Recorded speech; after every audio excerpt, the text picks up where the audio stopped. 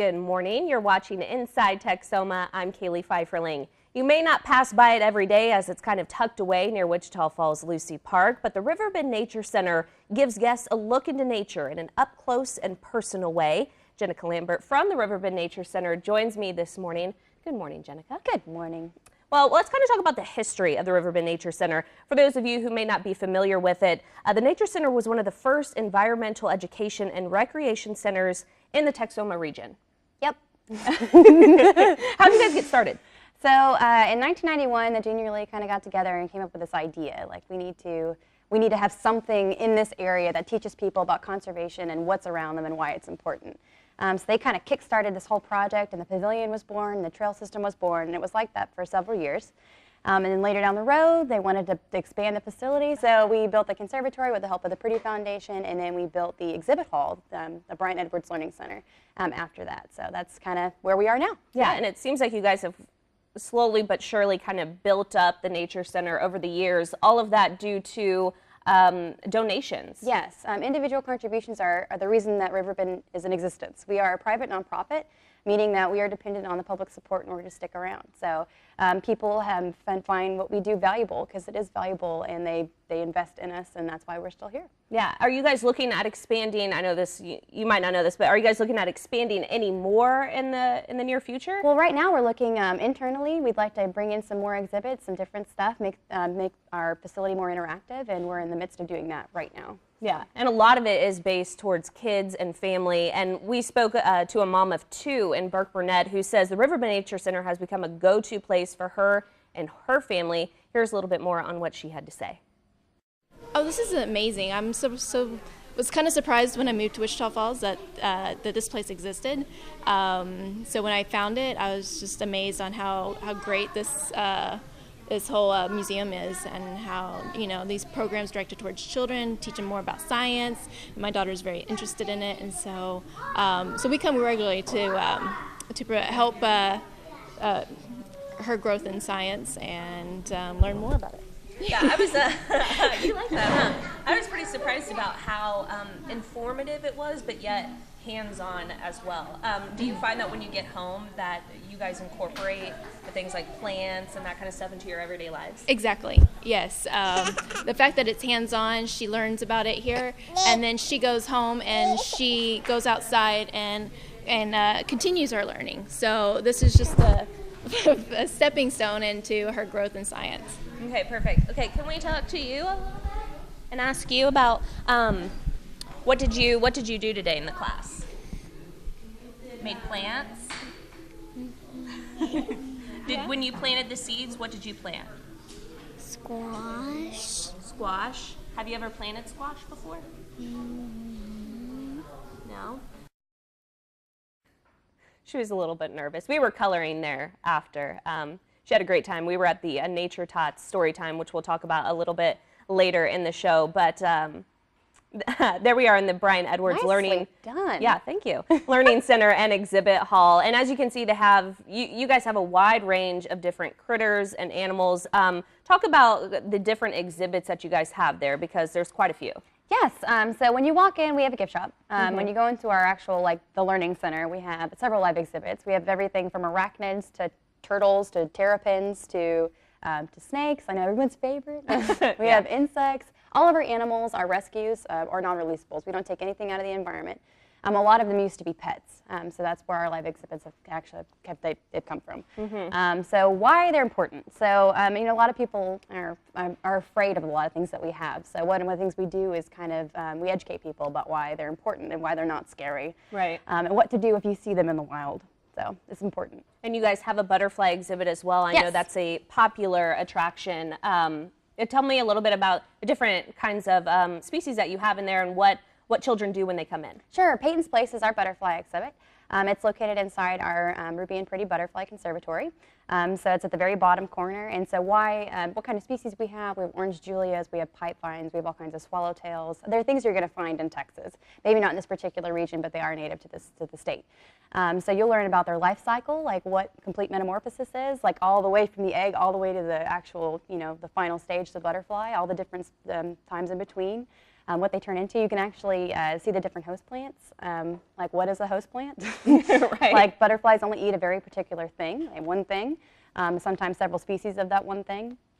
And so if you plant them in your garden and you get upset when monarchs come in and eat all of your stuff because you plant milkweed, you should, because it helps their population, but then also you understand why they're eating it. Okay, right. And which goes to show parents, the kids aren't only going to be learning from this, you're going to probably take something away from it as well. What's another popular exhibit that you guys have there? So another popular exhibit we have is just the conservatory itself. So we've got a live prairie dog exhibit. We have an ornate box turtle exhibit. We have a roadrunner named Rocco, who is just lovely. Daisy as a bobwhite quail. And then each of our sections of the conservatory are set up as different ecoregions of Texas. So we have short grass, mixed grass, tall grass, all the way down to bottomland forest. So we teach you about something called succession. Like, it starts off as this and ends up being this, and it's basically this giant circle. It's really cool. Okay. And then about the different plants that live in those ecoregions and what you can do with them. Like an agarita bush, like, looks like a spiny, awful thing, but you can actually make the berries and make jelly out of it. Or it has silica in the leaves, which makes it really difficult to eat. Or how Mexican sage is a native plant and resistant to drought, and you can, it's just really cool. You learn all kinds of stuff. Yeah, all things, and All I'm the sure. things. Yeah, I'm sure that you probably didn't I could go know. on for a while. Yeah, I'm sure you could.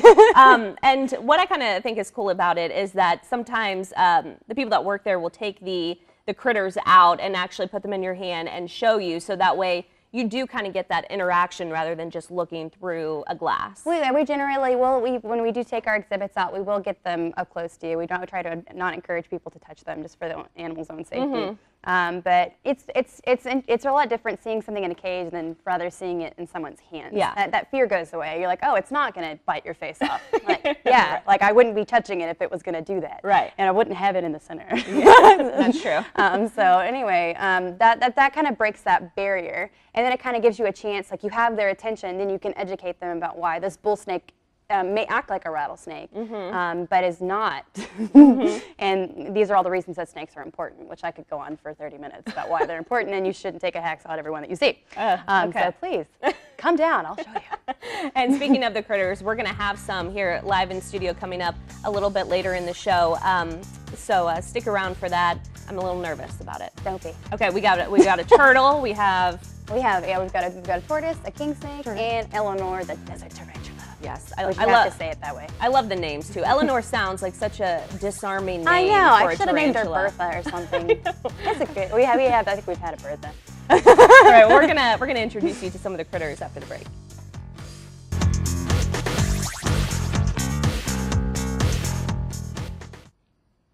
Welcome back to Inside Texoma. Jenica Lambert from the River Bend Nature Center joins me this morning. And Jenica, you have a little friend with you. I do. This is Vladimir. He is a desert king snake.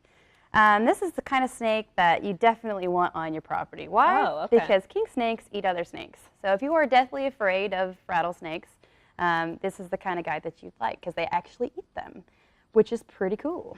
That's why they're called king snakes. Oh, all right. And is this about as big as he'll get? He's a male, and he's several years old, so they continually grow throughout their lives. It just tends to slow down as they age, though.